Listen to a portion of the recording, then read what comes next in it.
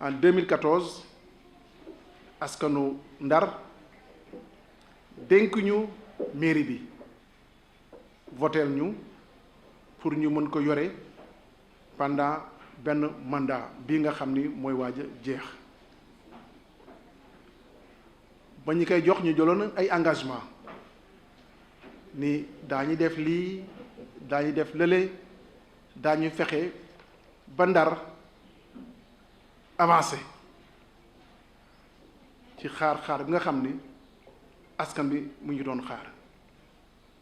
2014 ñu ngi jël fonction les 10 premiers jours ou les 15 premiers jours du mois de juillet 2014 mu nekk un conseil municipal boo xam ni 76 conseillers ñoo ci nekk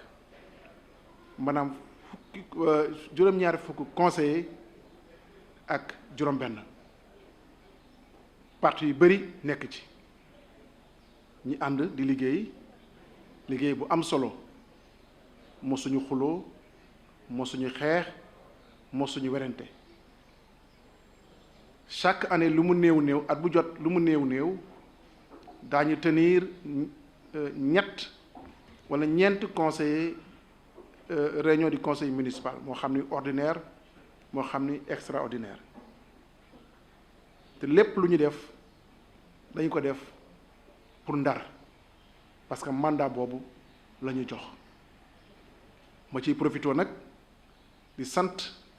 tous les conseils yi nga xam ni ñoo doon jóg suba ngoon guddeeg bëccëg di ñëw ci réunion conseil municipal parce que nekkul loo xam ni c'est évident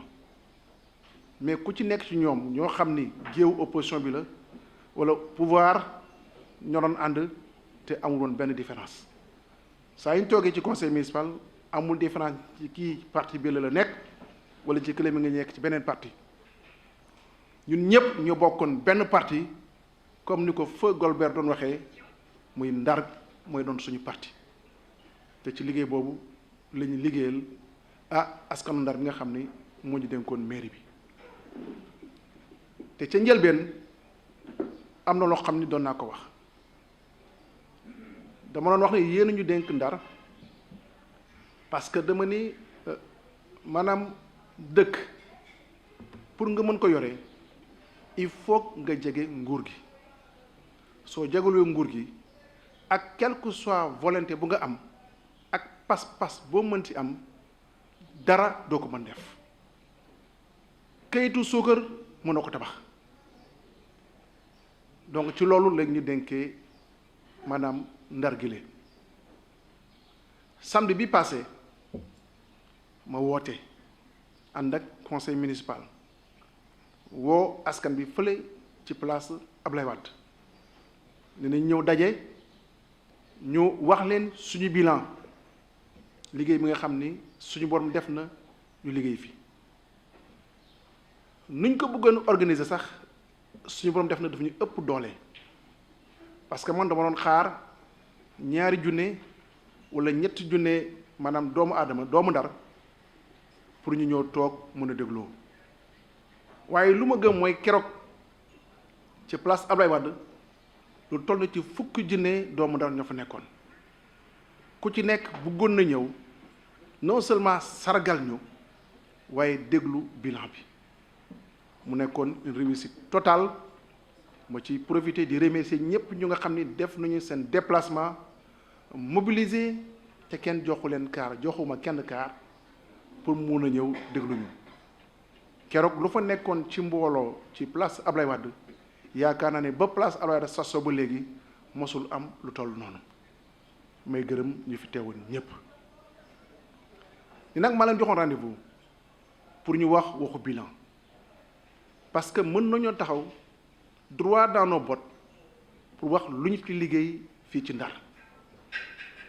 yaakaar naa ni amul kenn koo xam ni Ndar tax laa jóg intérêt Ndar tax laa jóg nga war a mën a miim loo xam ni conseil municipal bi nga xam ne suñu borom def moo def ma jiite ko mu liggéey ko Ndar gisuma ku ko mën def wala xëy na da ngaa bëggul Ndar ku bëggul Ndar dong mu mën taxaw nit ñi defuñu fi dara ku bëggul Ndar waaye képp ku bëgg Ndar te xam Ndar te gëjoo Ndar di ñëw Ndar gii mun a wax ni conseil municipal bi liggéey ñu c'est impossible. te bu ñu demee ba mu mën lii nga xam ni def nañ ko ginnaaw suñu borom président Macky Sall moo ñu ko yombalal suñu ko yombalul woon du ñu mën def dara parce que état moo mën a dimbale. gis ngeen programme indépendance 2004 Thiès lu fa état dugal. gis ngeen programme indépendance 2005 Fatick lu fa état dugal. waaye ñun fii ci Ndar amuñu programme indépendance waaye président Macky Sall lu mu fi dugal ëpp na ay 160 milliards de maanaam téeméeri milliards ak juróom-benn fukk yu ko weesu lu dugg ci Ndar ci wàllum investissement. te loolu bu amee comme nu ma ko waxee président Macky Sall moo ñu jàppale. waaye ba ñu egsee ci mairie bi ñun lu ñu jëkk def mooy dañ ni Ndar première commune Sénégal la mook Gorée en 1872 ay maires yu bëri jaar fii ay président de conseil yu bëri jaar fii yore ko loolu histoire la duma ci dellu siwaat. après les indépendances gis nañu maire yu fi jaar puisque Ndar dafa amoon ay infrastructure parce que moo doon première capitale du Sénégal waxuma sax première capitale Afrique occidentale française waaye moo doon première capitale bu Sénégal.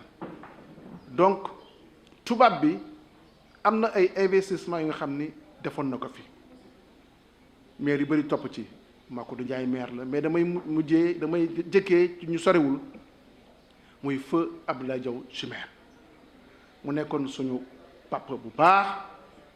am liggéey bu am solo boo xam ni def na ko Ndar ci wàllum administration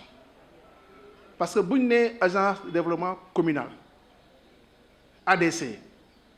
dans les communes y a que Saint-Louis moo am agence de développement communal te kooku ku ko indi maanaam ce feu Abdoulaye Diaw Chimère parce que ba mu ñëwee dafa continuer maanaam travail administratif yi nga xam ni ñu ko jiitoon ci ay maire defoon ko ci Ndar mu ñëw continuer ko mu nekkoon loo xam ni dafa am solo parce que Ndar dafa nekkoon dëkk boo xam ni ñépp a ko xam ci àdduna bi ba léegi amul benn dëkk boo dul dem te xamuñu Ndar donc ñu am ay ouverture yeneen dëkk yi la coopération internationale jumelage avec l'île jumelage boo gën ëpp solo diggante Ndar ak yeneen réew yi yeneen dëkk yi nekk bitim réew Lille la ak Toulouse te Lille œuvre maanaam Abdoulaye Diaw Chimère la doomu Ndar yu bëri xam nañ ko ba Abdoulaye Diaw Chimère demee suñu borom def Ousmane Masseck Ndiaye ñëw Ousmane Masseck ñu ngi koy ñaanal suñu borom def suuf sedd ci kaw mu liggéey fii liggéey bu am solo ci wàllum infrastructure précole am na benn programme bu ñu tuddee précole lu mu def Ndar lu mucc ayib la Ousmane daf ko def parce que en son temps dafa nekkoon ministre en charge des collectivités territoriales précole nekkoon programme boo xam ni dañ ko logé woon ci ministère boobu nga xam ni moo fa nekkoon mu liggéey Ndar waaye ci biir liggéey boobu la aussi mu am projet boo xam ni daf ko maanaam sumboon muy le programme de développement touristique à partir de 2005 dinaa ci dellu soit Ousmane Masseck moom moo ubbi programme bi négocier ko yàlla def mu génn mairie bi ku topp ci moom mooy Bamba Dièye def na 2009 2014 waaye suñu borom daf ko may jotu fi tabax brique parce que mënu ko woon en un moment dafa nekkoon ci opposition avant muy dem ci opposition diggante 2009 ba 2012 à peu près ci la ñu ubbiwaatoon maanaam le programme de développement touristique defaat fi ay revue ñu xoolaat redimensionné waat le programme de développement touristique waaye suñu borom def na en un moment mu bloqué parce que mënatul woon dem ñun ñu ñëw 2014 ba ñëw 2014 dama ñëw def analyse d'abord administration mairie ma ni kat ñun ñii suñu bëggee suñu dëkk bi bu ëllëgee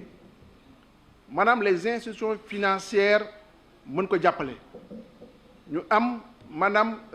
lu ñuy wax ay ISO comment on l'appelle encore certification ISO pour que suñu fu ñu mënti taxaw au niveau des places financières ñi mën am koppar yu ñu mën a jàppale donc il faut que ñu defaraat administration mairie bi ñu fa nekkoon c'est vrai c'était de grands fonctionnaires doon dem retraite yu ci bëri ba may egsi ñii at dañ fa doon teg pour dem retraite ñeneen ñi xëy na ñaari at ma ni pour administration bi mën a dox il faut que ñu rajeunir l'administration de la commune defaraat administration bi ci loolu ñu defaraat organigramme bi les directeurs amul benn directeur boo xam ni fu mu nekk nii nekkul niveau bac+5 soit master nga soit ingénieur nga suñu directeur sax des services techniques c'est un docteur il a le doctorat parce que organisation moom mooy doxal maanaam kuréel mooy doxal bureau mooy doxal entité donc loolu bañ ko defee yaakaar naa ni suñu administration au niveau de la commune dafa nekk administration yu gën a maanaam xarañ ci liggéey aujourd'hui képp ku dem mairie xam na ne administration mi ngi liggéey te mën nañu régulariser le personnel képp koo xam ni maanaam am na foo nekkoon nekk fa en injustice ñu fexe ba rétablir le dans tes droits fexe ba nga xam ni booy avancer ci sa liggéey dootoo am dara lu la gàllankoor ni aussi képp koo xam ni def nga fa 10 ans ou 15 ans j'ai oublié le chiffre ancienneté nañu fexe ba def fa la un contrat à durée indéterminée ñu régulariser la loolu dañu noonu dañuy attelé wu pour defar maanaam la gouvernance lu ñuy wax la gouvernance de la commune l'administration de la commune te processus boobu yaakaar naa ni réussir nañ ko parce que tey boo demee mairie da ngay gis un personnel qualifié un personnel engagé te amuñu benn coloration politique parce que sama entrée moo doon il n'est pas question mairie bi ñu def ko outil politique outil buy liggéey la pour liggéeyal askan bi amul couleur politique donc loolu mën naa leen wax ni képp ku dem commune boo la renseigné woo di nga gis ne noonu la tëddee loolu benn côté bi la ba pare ñu ni léegi nag il faut ñu jublu pour defar Ndar nan la ñuy mën a def pour Ndar gën a taar ci dëkk Sénégal yi nan la ñu mën a def pour Ndar gën a defaru ci dëkk yi nga nekk Sénégal damay commencer maanaam ca kaw au niveau de la langue de Barbarie ñépp xam nañu Ndar première difficulté bu mu am difficulté bu njëkk bu mën am mooy wàllum géej gi nuy géej gi doon avancé géej gi nu mu doon lekkee kër yi géej gi nu mu doon daanelee kër yi gis nañ ko 2014 vivre nañ ko 2015 vivre nañ ko 2016 ñu ni il faut ñu jublu maanaam ci protection côtière de Saint-Louis première action bu ñu def booba suñu borom dafa def ma nekkoon ministère de l'hydraulique et de l'assainissement ñu ni comme ndox mi géej gi day daaneel yenn kër yi nañu fexe ba def benn digue de protection ma def plaidoyer parce que man sama engagement moo doon may def plaidoyer auprès des services de l'État pour mën a faire bénéficier Ndar investissement État donc première action d'envergure bu njëkk def mooy fexe ba tàmbali liggéey la protection côtière de la langue de Barbarie moo tax ngeen gis digue de protection ba mu nga xam ni tàmbali woon na goxu mbaaj egsi ba sanc ba ñëpp a ko gis ba mu amee at mu ci topp gis nañ même ba géej gi yëngatoo maanaam laalul kër yi nga xam ne ñoo nekk diggante goxu mbaaj ba sanc ba ñu ni du foofu du doy ñu ni il faut que ñu am digue de protection boo xam ni day maanaam aar toute la langue de Barbarie parce que damay fàttali en 1927 booba tubaab bi fi nekkoon 1927 la ñuy def benn mur de protection bu nekkoon sanc ba un peu egg ba Gendar 1927 la ñu tàmbaloon tabax mur boobu la ba 1930 mur bi ñu pare mur bi te gis nañu même à l'époque gis nañu ay images yoo xam ni dans les années 55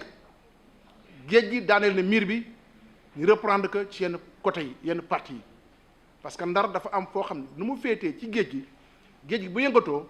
ci kër yi lay agsi donc phénomène u maanaam géej gi yëngatu daf ñu jiitu yàgg na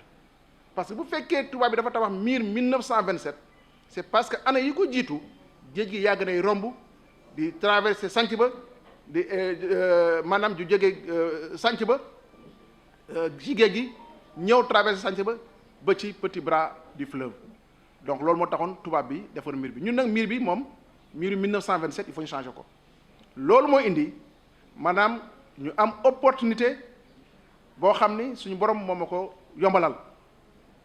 dem États-Unis Washington waxtaan ak directeur Banque mondiale dem France janook Macron waxtaan ak moom suñu borom def mu ñëw fii ànd fekk président Macky Sall recevoir leen Macron ànd ak le président de la Banque mondiale Jim Kim ñëw jël ay engagement di fàttali nag engagement yi bu demee ba am aussi c'est parce que am na ay doomu Ndaru ci jàpp Diania Ndiaye bokk jàpp na ci suñu mag Amadou Diaw jàpp na ci mais surtout le vice-président de la Banque mondiale à l'époque le président Makhtar Diop jàppoon na ci ma ciy profité de remercier Amadou Ba moo amoon ministre des finances et de l'économie nga xam ni moom laa àndaloon ba ñuy toog ci table boobule loolu moo indi tey jii boo demee sur la langue de Barbarie di nga gis la digue de protection liggéey bu ñu ciy liggéey te dana aar Ndar ci ay at ay bëri loolu première action la parce que la digue là engagement bi c'était à peu près sur 30 millions de dollars enfin 15 millions d'euros autant pour moi 15 millions d'euros France di ko liggéey 15 millions d'euros c'est à peu près 10 milliards de francs CFA plus les 4 milliards yi nga xam ne état bi defoon na ci mais environ 15 milliards pour la protection de la langue de Barbarie loolu yaakaar naa ni non seulement les plaidoyers ñoo ko def parce que en son temps ba ñuy def maanaam la digue de protection de Goxu Mbaaj jusqu'à Sanc Ba en son temps man ma plaidoyer bi ñu logé je pense c'était à l'OLAC Alioune bii nekk le DG de OLAC parce que fallait que ñu doxalee noonu pour travaux mën a tàmbali loolu dafa nekk loo xam ni dama ko waroon fàttali pour ñu wax ko la protection au niveau de la langue de Barbarie toujours sur la langue de Barbarie dafa am le programme de développement touristique daf ci laal lu bëri puisque la route bi nga xam ni mooy mëne de Guet Ndar dem ba Hydrobase yoon boobule maanaam c'est le programme de développement touristique moo ko def ñu fexe ba programme bi comme waxoon naa sànq ni sama xarit Bamba Dièye jotu fee def dara donc ñun ñoo fexe ba programme bi ubbeeku ba les travaux tàmbali lancer les appels d'offres ñu def ko yoon boobule AGEROUTE moo ko liggéey ñu boole ci nag am beneen sous programme boo xam ni Promoville moo ko financé muy la plateforme buy jël xam nga plus de 300 véhicules environ te aujourd'hui boo demee ci cimetières yi Thiêm di nga gis ni boo fay dem léegi oto yi dootuñu la gêner surtout les camions frigorifiques parce que dañ leen defal plateforme boo xam ni daañu fa mën a taxaw sans aucun problème plateforme boobu la Promoville moo ko def te ñun ñoo def plaidoyer bi mu def effectivement la plateforme yoon bi pare plateforme bi pare bu ma demee côté Goxu Mbaaj yaa maanaam tali bu xonq programme Promoville moo ko def ñëpp xamoon nañu tali bu xonq nu mu mel ñu defar ko aujourd'hui au niveau de Goxu Mbaaj donc dañu bëgg favoriser maanaam nit ñi nga xam ne ñooy dox pour ñu dem ci place yi nga xam ni mën nañ fa dem te saxaaru oto yi du leen gêner pollution du leen gêner moo tax ñu jël option boobu la valider option pour que la place Faidherbe mu nekk une place piétonne et ça je pense que c'est une option à saluer tey jii place bi dana pare file quelques semaines et bëgg dañ ci def ay festivités fêté ko parce que defe naa lu am solo la dafa changer visage Ndar loolu dafa nekk loo xam ni su ma toppee maanaam lépp lu ñu def ci wàllum infrastructure moo xam ne assainissement la wala infrastructure routière du nord au sud yaakaar naa dafa nekk na am solo am na foo xam ni daa fa dellu soit mooy la grande mosquée tey jii gis ngeen la grande mosquée président Macky Sall maanaam koppar yu mu ci def ñu plaidoyer ko dem ci moom waxtaan ak moom muy defar la grande mosquée bi nga xam ni mu nekk nord travaux yi dana tàmbaliwaat amoon na quelques jafe-jafe mais yaakaar na ne ak entrepreneur bi ak nga xam ni moom ak le bureau d'architecture ñoo suñu liggéey daañu fexe ba maanaam travaux yi terminés dans les meilleurs délais dinaa leen sot aussi au niveau de Guet-Ndar parce que loolu dama koy wax amoon na ay mosquées yu fa nekkoon ñu waxtaan ak borom mosquées yi waxtaan ak ñoom parce que mosquées yi jàkk yooyu fu ñu nekkoon du woon seen ay place parce que dafa waroon am aménagement des berges dans le cadre du programme de développement touristique ñu waxtaan ak ñoom ñu nangu ñu defa jàppale leen président jàppale leen ñu am jox leen lu ñu leen war a jox pour que ñu mën a dindi mosquée yooyu war a mën a tabax la grande mosquée de Guet-Ndar tey jii boo demee Guet-Ndar di nga gis travaux yi nga xam ni moom mooy la grande mosquée de Guet-Ndar nu mu avancé et c'est ça option boobu la ñu jëloon sans aucun problème amul kenn ku fa amoon jàkk am loola naqari amul parce que lu ñu mën a wax ci jàkk àdduna bi maanaam c'est une mosquée ouverte foo taxaw war ngaa faa mën a julli néegu yàlla nag néegu yàlla la dañ ko war a defar bu baax mais bu fekkee am na loo xam ni war nañ ko ci mën a indi yeneen amélioration toxal ko loolu yaakaar na ni kenn du ko bañ te ñu ko fa sàncoon bañuñu ko parce que bañ koy def aussi waxtaan nañu ñoom mën a ànjati gisuma kenn koo xam ni taxaw na fii wax ni loolu àndu ci et ça je tenais quand même leeral ko nit ñi xam ko ni noonu la tëddee bu ëllëgee aussi bu fekkee utilité publique soxla lu mu war a soxle ak lu mu mënti soxla boo demee par utilité publique lu mu mënti jël aussi dana la jox lu mu ko compenser parce que àdduna noonu lay tëddee moo jógee nag jóge naa maanaam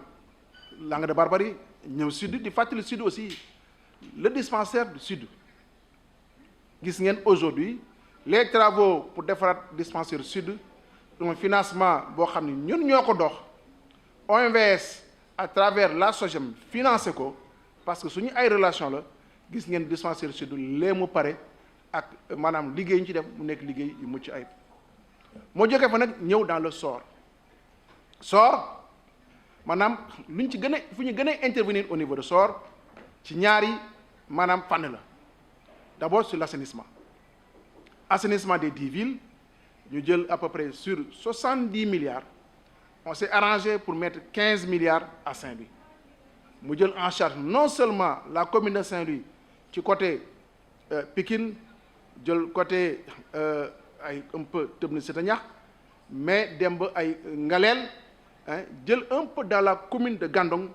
pour defar l'assainissement des 10 villes aujourd'hui c'est vrai travaux yi xaw naa taxaw tuuti parce qu'il y a quelques difficultés mais bu neexee yàlla dana tàmbaliwaat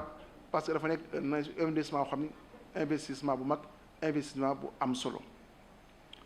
su ma jógee ci investissement assainissement yooyu c'est vrai la coopération avec Toulouse defar nañu assainissement Ndiolofène Cité Ñax un peu beneen quartier aussi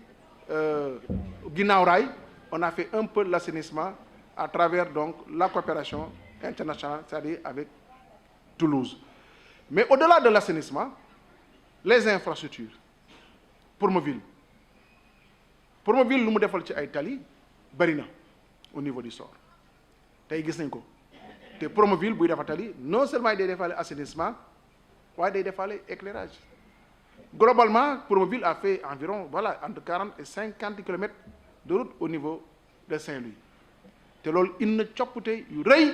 au niveau donc continent maanaam côté SOR ci Saint-Louis au-delà de Promoville y a le PERA benn programme bi nga xam ni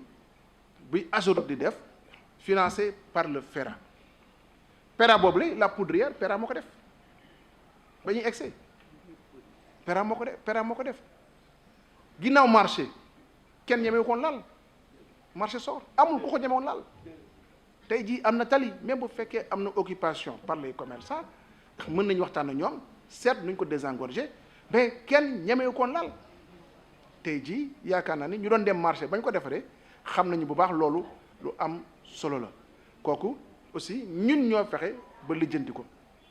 au niveau donc pour mën a defar les infrastructures tey jii boo demee avenue Ndiaye Diouf les travaux maanaam financés par le FERA bi FERA la avec la commune tàmbali na boulangerie jaune jóge boulangerie dem ba digg ba ca Daaru Médina Marmial tey tali bi tàmbali na loolu yëpp bu ñu ko defee c'est parce que suñu plaidoyer la ñu dox ko pour que maanaam les infrastructures là ñu def ko et dafa nekk loo xam ni c'est pour le bénéfice de Saint-Louis ma ñëw ci wàllum éclairage public donc man weesu naa léegi Ndar set wecc bien que Ndar set wecc engagement bu ñu jëloon te gis nañu maanaam avant ma ñëw ci éclairage bi lu ñu def ci maanaam Ndar set wecc mën naa défier n'importe quelle commune au Sénégal amul kenn ku ñu ci ëppale matériel amul benn commune ramené à la population bu ñu ëppale matériel amul ci Sénégal ba Sénégal daj amul donc ñun dañu leen def ay effort pour que question maanaam mbalit mi gestion des ordures mu nekk un défi à relever te aujourd'hui défi boobu on l'a relevé ànd ci nag UCG ñu jàppale plus de 300 à 400 personnes yoo xam ni ñu liggéey dans le nettoiement entre le FERA et UCG tey jii Ndar dëkk yi gën a set Sénégal ci la bokk waxuma nag ñu dem benn koñ boo xam ni am na ko fa am parcelle abandonné ko ñu fay sotti mbalit sama yenn gars yi dem di ko photo di wax ni lii Ndar la kooku ça n'a rien à voir tey mënoo dugg ci koñ te oto mbalit jaaru fa fépp fu oto mbalit mën a jaar na fa ku am poubelle di nga sotti te moo tax le programme commandé une maison une poubelle nekk réalité xëy na am na ñu desagum parce que distribution bi moo des waaye dafa nekk réalité 90% des populations yi waroon jot seen poubelle am nañ ko loolu yëpp dañ ko def pour que Ndar set wecc nekk une réalité te Ndar set wecc nekk na réalité tey jii boo demee ci digg bi avec les points donc de les PN les points de comment les appelle les points de regroupement normalisé mooy grillage vert yooyu yaakaar naa ni mi c'est fonctionnel tey jii les conteneurs yu nekk dans les quartiers pour jël mbalit mi yaakaar naa ni c'est visible sànq maa ngi jógee ci digg Pikine bi daa fa jóge digg Pikine gis nañu maanaam nu mu setee léegi macha allah que ce soit Pikine que ce soit grillage fu mu mënti nekk yaakaar naa ni gis nañu maanaam nu mu taxawee loolu yëpp dafa bokkoon ci programme Ndar set wecc donc défi boobu on l'a relevé mu des programme Ndar leer nañ di fàttali programme Ndar leer nañ dañ ko tàmbali bu yàgg avenue Général de Gaulle mais amuloon lampe bu fa doon tàkk ba ñuy egsi benn lampe tàkk fa woon avenue Général de Gaulle c'est vrai amoon na benn programme yoon na ko beaucoup de sort mais ba léegi programme boobu mënagul pare mais dama ne du ma ko xaar avenue Général de Gaulle lampe yi fa nekk les lampadaires yu ñu fa def ñoo ko lijjanti ba ma koy lijjanti mag Aliou Diop ñoo ko lijjanti dërëmu mairie dugg ci tey lampe yooyu c'est des lampes yoo xam ne ñu ngi fonctionner normalement de très belles lampes lampadaires yu bari macha allah ñu boole ci maintenant le programme des lampadaires solaires Ndar xam nañu en termes de population nu mu tëddee plus de 2000 lampadaires dañu fi indi les 2000 éclairer la commune de Gandon éclairer la commune de Gandon éclairer université parce que quota bu dugg université mais si quota Ndar la bokk boo jógee Ngalel Màkka Tubéy yoon boobule ñoo ko éclairer donc Ndar tey ji dafa leer nañ tous les grands axes dañ leen leeral xëy na am na yu des poche yu des du ñàkk mais défi Ndar leer nañ yaakaar naa ni suñu borom jàppale nañ ci ba nga xam ni am nañ ci satisfaction. lu ci des am na ko ñu doq yi nga xam ni avec les lampes ñu récupéré yi daañu fexe ba leeral seen lampe mais duñu pare dans les programmes parce que toujours faut améliorer mais défi Ndar leer nañ c'est relevé défi Ndar set wecc c'est relevé ci wàllum santé du ma ci dellu soit bien que def nañu ay efforts yu bëri ci wàllum santé dispensaire bu nekk jàmm gën gis nañu maanaam liggéey ñu ci def à travers par contre là c'est avec les fonds de la commune fonds nu concours loon moo tax moo ñu permettre ñu def la réhabilitation non seulement du dispensaire de Sor waaye aussi dispensaire bu jàmm gën même au niveau donc de hydrobase def nañ ko am na yoo xam ne aussi sur fonds propre la mais ak aussi accompagner des dispensaires ci yenn matériels yenn équipements yi yenn sur fonds propres yenn aussi la fondation Servir Sénégal moo ñu ci jàppale tey jii hôpital Saint-Louis bu demee ba am ay morgue 6 places je pense c'est la fondation Servir le Sénégal moo ñu ci jàppale tey Saint-Louis bu amee scanner beneen dëkk la war a dem man maa waxtaan ak ministre de finance de la santé ñu fexe ba scanner bi ñëw Saint-Louis ak yeneen yoo xam ne yu ñu mën wax ak yu ñu mënul wax donc tey jii bu ñu dee analyser le bilan global de Saint-Louis mais c'est un bilan très satisfaisant man mes collègues ministres mais dañuy wax yi ndekk yéen lii yëpp ngeen def Ndar mën ko ñu nag pareeguñu parce que lu ñu bëgg ci Ndar lu ñuy wut ci Ndar mooy fexe ba Ndar bu ëllëgee amul dëkk bu koy gën loolu nag lu ñu koy may mooy le prochain mandat ci li ñu jëm et le prochain mandat waxaguñu fi ñu toll waxu programme dégg naa nag ñenn gars yi parce que man lu ma intéressé mooy askan bi ma intéressé ñuy wax intéressé wuñ ma parce que askan bi ñu dénk ba ñu dénkee ñu ne lii li ñu liggéey xool leen lu ñu liggéey ndax baax na wala baaxul bu baaxulee dàq leen ñu amuñu ci problème bu baaxee nag ngeen jugé ni baax na defar leen ñu confiance parce que fu ñu jëm pour man mooy gën fii ñu jógee bien que liggéey nañu bu baax a baax parce que dañu am ay défis yoo xam ni dañ koy relever Saint-Louis y aura l'autoroute buy jógee Dakar jaar Tivaouane egsi ba Ndar te gëm naa ne dana continuer dem ba Rosso loolu dafa nekk loo xam ni dañ koy lu ñuy rafetlu la waxuma aéroport de Saint-Louis gis ngeen aéroport de Saint-Louis le programme de 5 aéroports Ndar mooy jëkk pare ci yeneen aéroports yi dans le cadre de ce programme là donc day nekk loo xam ne lu am solo parce que demain un touriste mën na jóge nekk ci àdduna bi ex directement Saint-Louis parce que il faut que ñu développer davantage le tourisme à Saint-Louis parce que Saint-Louis dafa am potentialité touristique le tourisme balnéaire l'écotourisme ça c'est important pour ñu développer au niveau de Saint-Louis et ça nous allons travailler dans cette dynamique là donc loolu dafa nekk am solo mani xam nga madame le maire mu may wax maison de l'île gis ngeen ni mu mel c'est vrai que l'équipe sortante doon na ko jéem a def mais xam nga mën nga jéem dara te mënoo ko am na ñu mel noonu dañuy jéem ba bëgg dee waaye duñu mën loolu day am donc suñu borom moo ñu yombalal yenn yi bu ñu ko jibee rek suñu borom def ci sutura dañuy ñaan suñu borom lépp loo xam ni ñu ngi ci jublu mu defal ñu continuer ni ñu defal sutura parce que loolu moo am solo parce que suñu borom moo ñu ko mënoon ñu ko tële waaye suñu borom dafa def lu ñu ko ñaan te ci dëgg la ñuy dox du ñu dox leneen lu dul ci dëgg du ñu wax lu ñu mënul du ñu wax lu ñu xamul du ñu def lu ñu mënul te loolu moo tax lu ma gëm mooy suñu borom fu ñu jublu rek mu leeral suñu yoon dañuy ñaan fépp foo xam ne ñu ngi fay jublu te mu gën ci askan bi suñu borom leeral yoon boobu la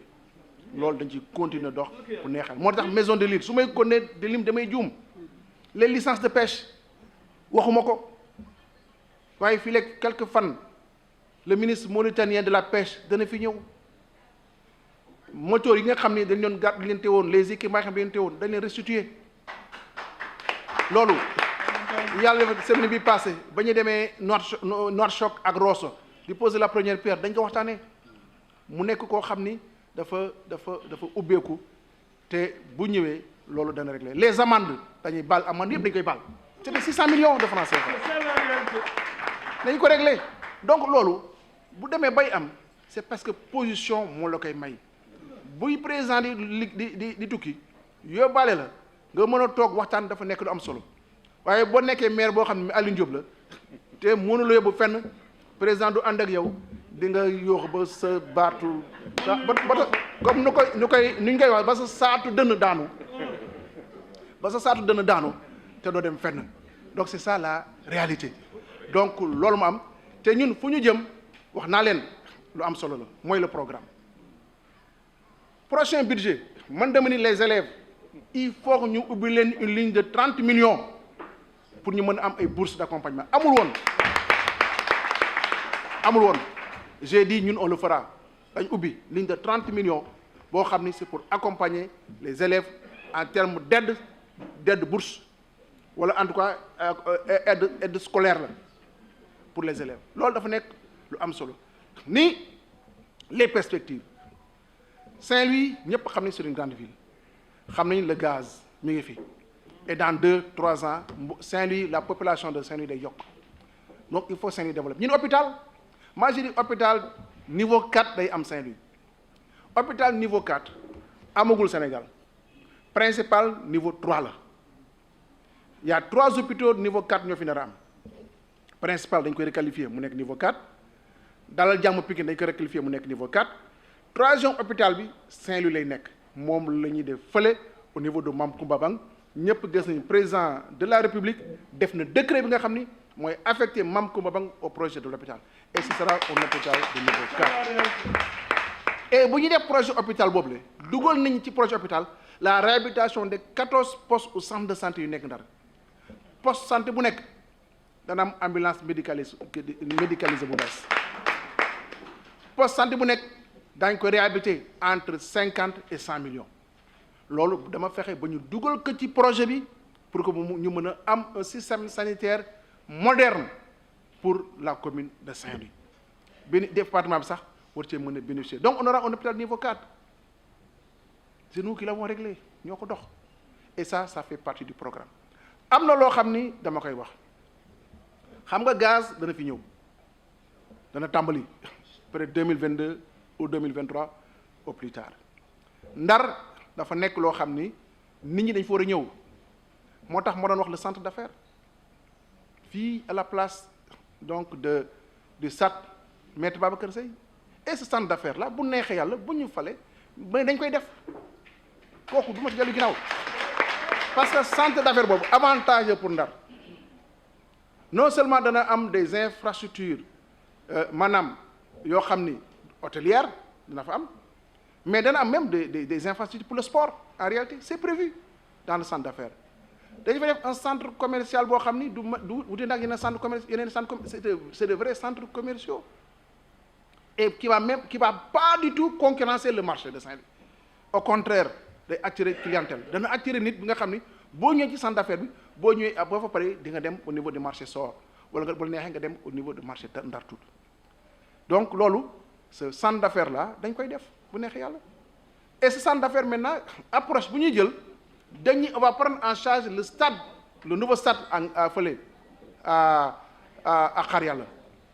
un grand stade boo xam ni dana mën jël les compétitions internationales def un palais de sport et un package la boo xam ni mooy jël en charge xëy na bu jotee daañ leen ko wan le programme des marchés gis ngeen ni signé nañ convention avec CDC les 3 marchés de Saint-Louis defaraat le marché de Sor un grand marché def ci étage moderne buy jël en compte maanaam préoccupation acteurs yi fa nekk acteurs yi ku ci nekk lu ñu cay def di nga ci gis sa bopp. problème ndox mi daañu ko régler ba ma nekkee hydraulique gis ngeen château d'eau bi nga xam ni moom lañu defar entrée Saint-Louis doyul tey jii boo demee fële cee Ngaleel ñu ngi fay defar benn château d'eau boo xam ni mais plus de 3 à Sanar autant pour moi c'est plus de 3000 mètres cubes 3000 mètres cubes de capacité defaraat Ndar yokk la capacité de production de la SONES pour que Ndar fépp foo nekk ci Ndar di nga mën a am ndox et en pression d'ici quelques mois 20 mois tout au plus liggéey boobu dana pare te loolu du ñoo ko dox ñoo def plaidoyer bi dox ko l'État va mettre une vingtaine de milliards pour mën a defar loolu donc dafa am yoo xam ni su ma gisee nag sama gars yi parce que il faut ma sànni leen tuuti xeer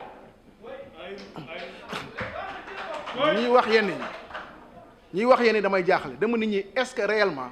nekkuñu campagne présidentielle parce que nag dañuy jaawale campagne présidentielle ak campagne locale dafa nañ koy jaawale yow sa budget 1,8 milliard exécuté la à peu près 80% fonctionnement mën a def investissement am na ñoom ñoo xam ne dañuy defar port mu ne ak pont dañuy defar port mu ne am na ñoo xam ne il faut ñu xoolaat seen bopp parce que am na wax yu ñuy wax xam nga nit ki xam nga dof boo ko gisee mën nga ko xàmmee parce que day sol ñoo xam ni da koy xàmmee mais dof bu solu ba set wecc sangu ba wal nice dana mën a tas réew te du ci xam dara am na wax yu garaaw ñuy wax yoo xam ni nañu moytu parce que suñu relation ak Mauritanie dafa nekk des relations sincères am président boo xam ni dafa bëgg Sénégal ubbeeku pour lépp lu nga xam ni luñ ko laaj ci Sénégal da ciy ànd donc dañuy def attention ci yenn wax yu yàq di wax ba yàqal sa dëkk te yow du la dal nañ ko moytu tey damay wax leen ci mbirum port des fois gars yi duñu xam mais y a un projet de l'OMVS avec la Sogenav man ma nekkoon hydraulique mais il a un projet pour construire un port fluvio-maritime fii à Saint-Louis c'est dans le programme de la Sogenav tubaab bi ba muy defar port Saint-Louis port bu ndaw bi mais lu tax def ko ci taatu géej gi lu tax mu romb dugg ci embouchure ñëw ba ci bras de fleuve ba ci fleuve bi def fi un petit port c'est pas fortuit Mauritanie seen port bi ñu defar à Ndiago mais defuñu ko ci géej gi ci biir la nekk c'est pas fortuit donc dafa am loo xam ne nit ñi bu ñu koy wax dañuy xamul wax mais booy lépp ci lépp boo xam ne xamoo ci dara da ngay noppi parce que da ngay wax ba yàq voilà à Gandiol man ñun commune bi la ñu dëkk Gandiol c'est dans le département de Saint-Louis tubaab bi ba muy dugg ci Ndar ak les phénomènes de houle xam nañu nu mu demee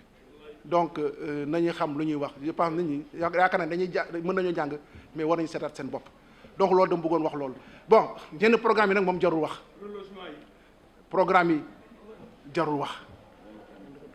jarul wax parce que dooy def loo xam ne leer na ne da ngay jéem a nax nit ñi sa bopp ngay naxul nit ñi ñun lu ñu wax lu ñuy def la lu ñuy wax lu ñu mën la lu ñu ko mën la ginnaaw suñu borom président Macky Sall moo ci jàppale parce que amuñu budget pour mën def yenn yi c'est impossible c'est impossible donc dañuy wax lii mën na nekk lii mënul nekk te loolu ñun ñu ngi liggéey ci loolu gaz bi nag dana ñëw foofu laay pare sama propos yi jox kàddu gi maanaam les journalistes avant de terminer sur la jeunesse léegi lu ma mën a wax mooy gaz bi dana ñëw et il faut ñu xool dans quelle mesure la ñu mën a gàttonde loolu ñun dans notre programme initial dañu am une zone franche un parc industriel ñu ñëw benn conseil municipal ñi mën nañu ko seede ñu jàppoon île de Ndiouk ñu dañ koy def le parc industriel parce que Ndar amul place commune bi dafa xat amul place on voulait prendre 200 hectares foofu def fa parc industriel malheureusement zone boobu la zone titre privé la benn famille moo ko moom titre privé day ñëw ba conseil municipal ñu évoqué ordre du jour bi ñu ni attention borom zone boobu la borom île de Ndiouk indi na ay papiers qui datent de 1917 1917 qui leur donne, je ne sais pas, 244 hectares, si mes souvenirs sont exacts. Non, 493 hectares. Autant pour moi, 493 hectares, Île de Ndiouk, qui date de 1917.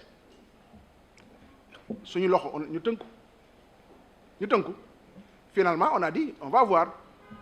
comment, en tout cas, voilà, trouver d'autres solutions dans le cadre de l'intercommunalité, parce qu'il faut une zone industrielle pour que les métiers du gaz, pour que donc toutes les structures, tous les services qui travaillent autour du gaz, nous avons une zone qui est implantée pour développer. Parce que dès que le développer, c'est l'entreprise, c'est les usines, c'est la transformation. C'est ce qui est développé. Et dans cette même dynamique de transformation, nous avons facilité une usine de transformation des ordures. Voilà, donc en gros, avant de terminer la formation des jeunes. Yakarnani, avant la formation, nous, dans le cadre même, pas même de la commune, mais dans le cadre donc de nos ressources personnelles et de nos leviers personnels, mais on a mis en place ce qu'on appelle le GIE Ndawi. Le GIE Diapel Ndawi.